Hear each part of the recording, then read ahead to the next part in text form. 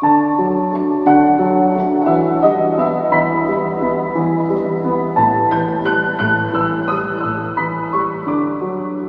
name is Stephen Collins Foster, and I was born in the rolling hills of Pennsylvania, in a little town called Lawrenceville, on July the 4th, 1826. Music was my calling from the start, though I had no grand schooling in it, just a love for melody and a knack for putting words to tunes that could touch the heart. Some called me the father of American music, but I was just a man trying to capture the spirit of the people, whether in the parlor or the fields, on riverboats or in grand halls. My songs, "Oh Susanna," Camptown Races, "My Old Kentucky Home," "Beautiful Dreamer," they spread far and wide, carried on the lips of strangers, though fame never filled my pockets. I wrote for minstrel shows, for families gathered round pianos, for those longing for home. And yet, while my music lived in joy, my life was not always so. Misfortune followed me like a shadow, my pockets often empty, my heart heavy. New York was where I spent my last days, alone in a boarding house, my health failing, my songs known but my name fading. When I passed in 1864, at only 37, I had but 38 cents to my name and a scrap of paper with the words, "Dear friends and gentle hearts." But perhaps that is what I was, a friend to gentle hearts, a weaver of melodies that still hum through time. If my tunes bring comfort, if they carry a memory, then maybe I was never poor after all. My melodies come from the hum of the riverboats, the laughter and sorrow of the people, the hymns of the church, and the distant echoes of old ballads. They come from the rolling hills of Pennsylvania, the voices of those who long for home, the rhythm of work songs, and the lullabies of mothers. I have never seen the South with my own eyes, but I have heard its music in the stories people tell, in the spirit of those who live and labor there.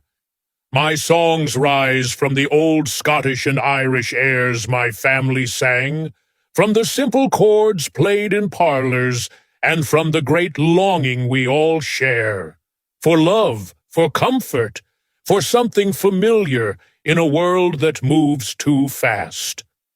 More than anything, my melodies come from the heart. A tune once caught lingers in the mind, but it must be felt in the soul to truly live. If my songs have found a home in others, then they have found the place they were meant to be. I grew up surrounded by music, though not the kind one learns from books alone.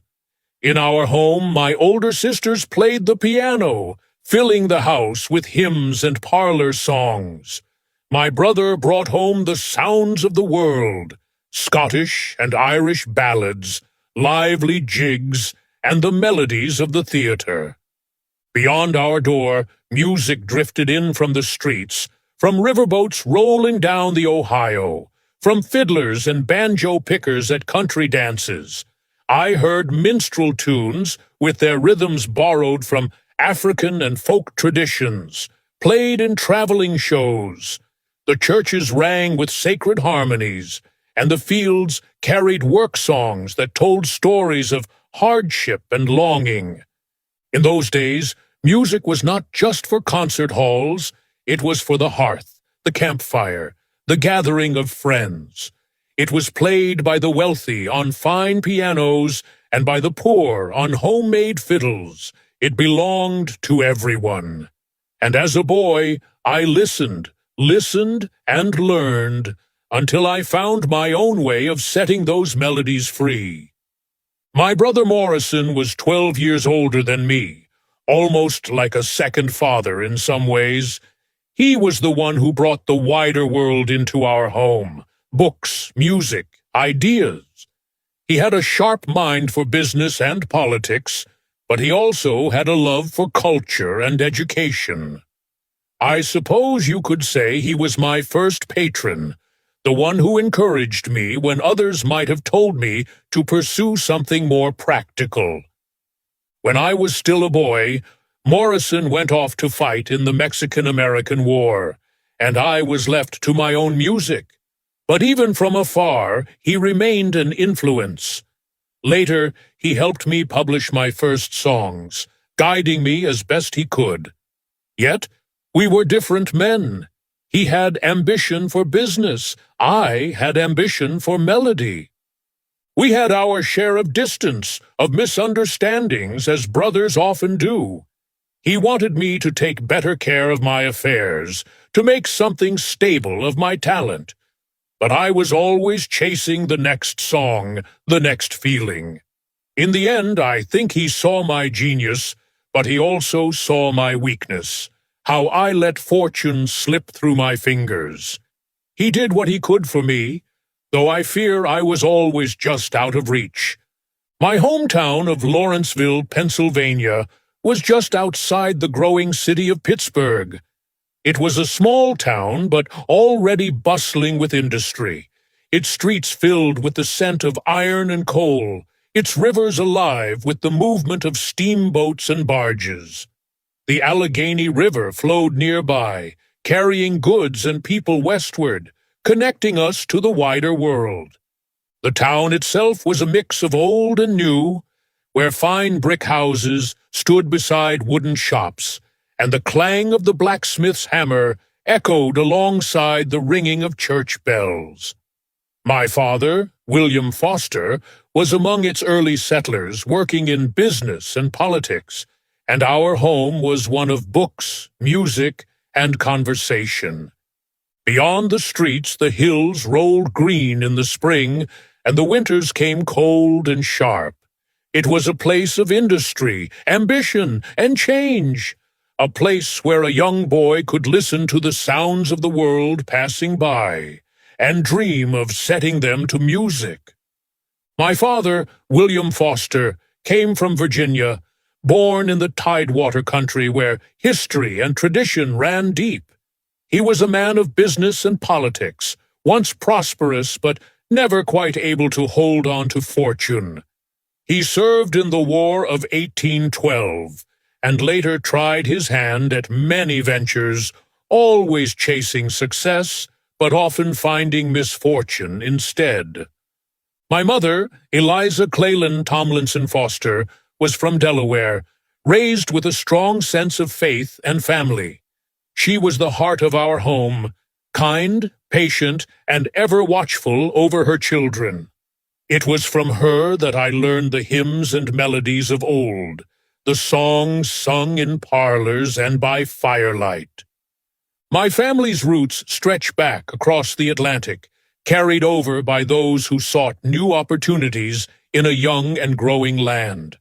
My father's ancestors came from England, settling in Virginia generations before my time.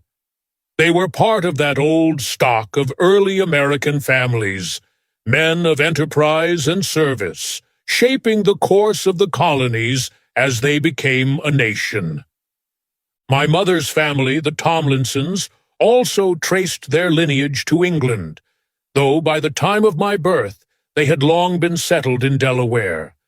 Their blood carried the traditions of the old world, but their lives were firmly planted in the soil of America. Like so many in this country, my family's story was one of migration, of leaving behind the known for the promise of something greater. From England's shores to the hills of Pennsylvania, each generation carried with it a piece of the past, woven into the fabric of the new. And perhaps, in some way, my music carried those echoes too, old melodies reborn in a land of endless possibility. In my younger years, I was not known as a drunkard. I was a dreamer, a writer, a man lost in his music. But as time passed, the weight of misfortune pressed harder upon me. Success, when it came, was fleeting. Money slipped through my fingers as publishers took more than they gave. By the time I reached my 30s, drink had become both solace and sickness. It was there when I struggled to write, when the songs would not come as easily as before.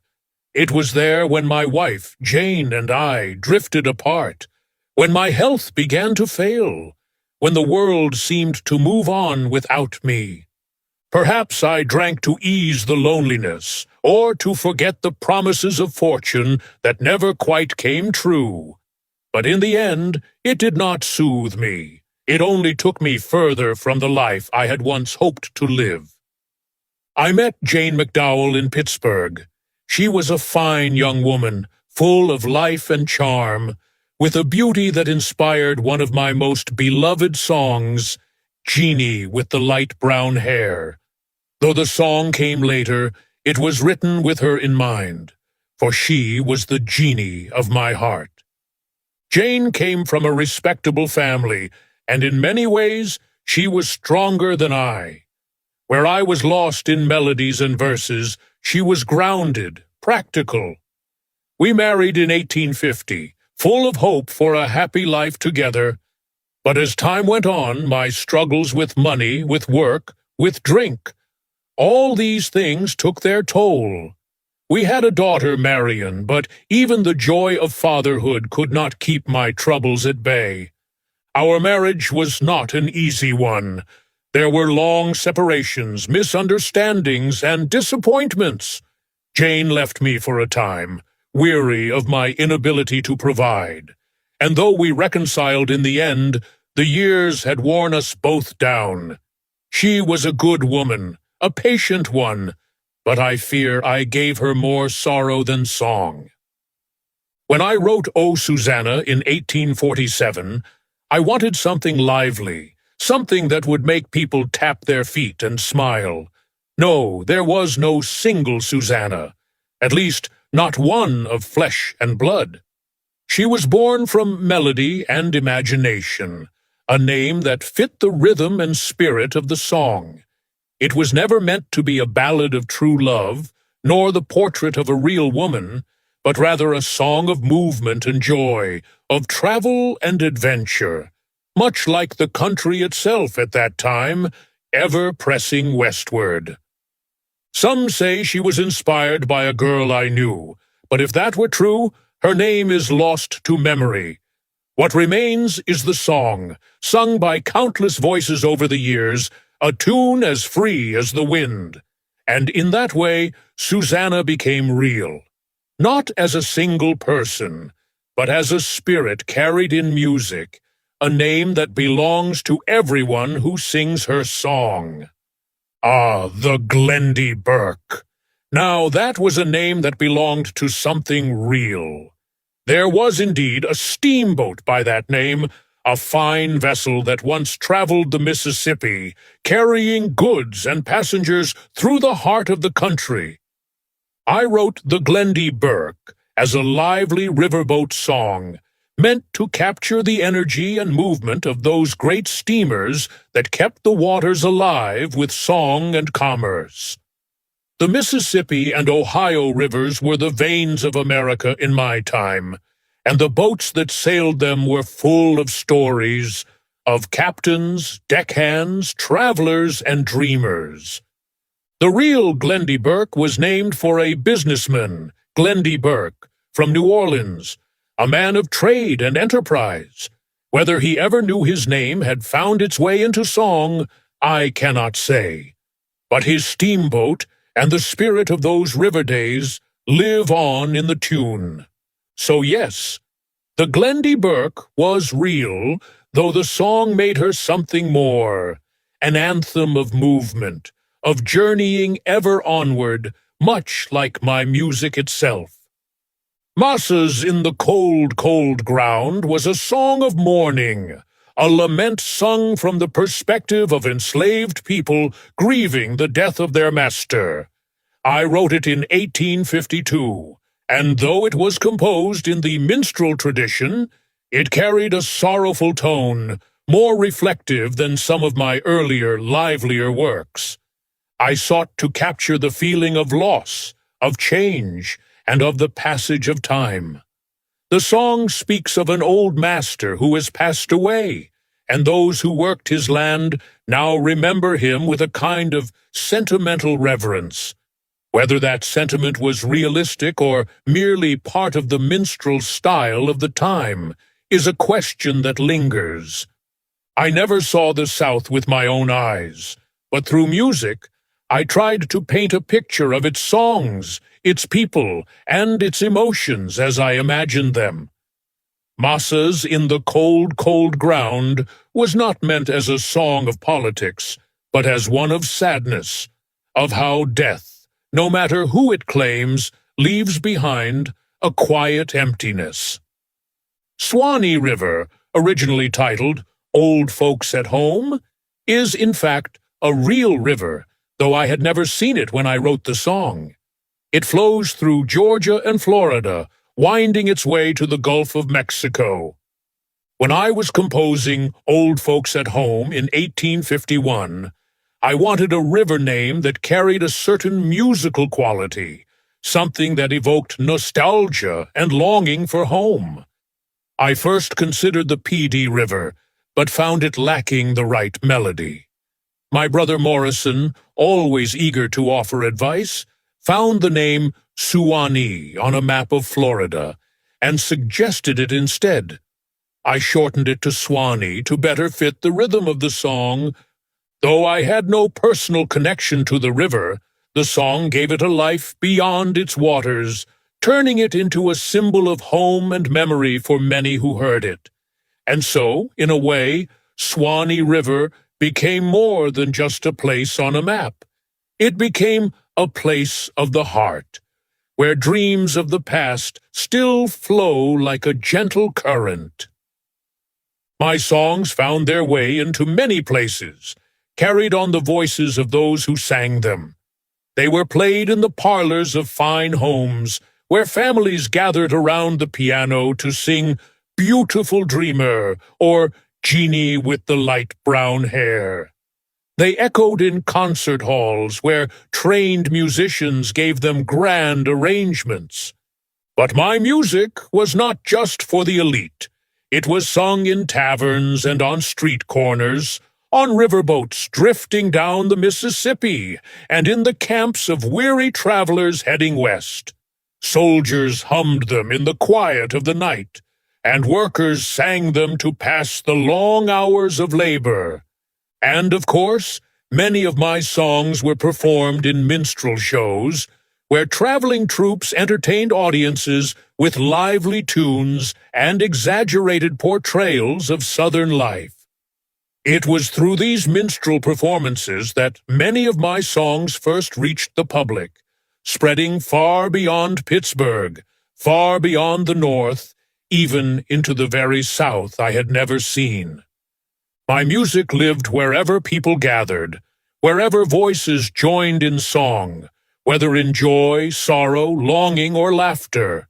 It was not confined to one place, but carried in the hearts of those who found something of themselves within the melody. "Oh, Susanna" was the song that first made my name known, but "Old Folks at Home" was the one that brought me the most income. When I wrote it in 1851, I sold the rights to E.P. Christie, the minstrel performer, for a flat fee of $15. He published it under his name at first, a common practice in those days, though my name was later restored. The song quickly became a great success, spreading across the country, and it remained one of my most popular works. Even so, the music publishing business was not kind to composers. Royalties were scarce, and though Old Folks at Home sold thousands upon thousands of copies, I saw only a fraction of its earnings. Had I been wiser in business, perhaps I would have lived in greater comfort. But I was a songwriter first, not a businessman. Still, if success is measured not in coins but in how far a song travels, then Old Folks at Home carried my voice farther than I ever could have imagined.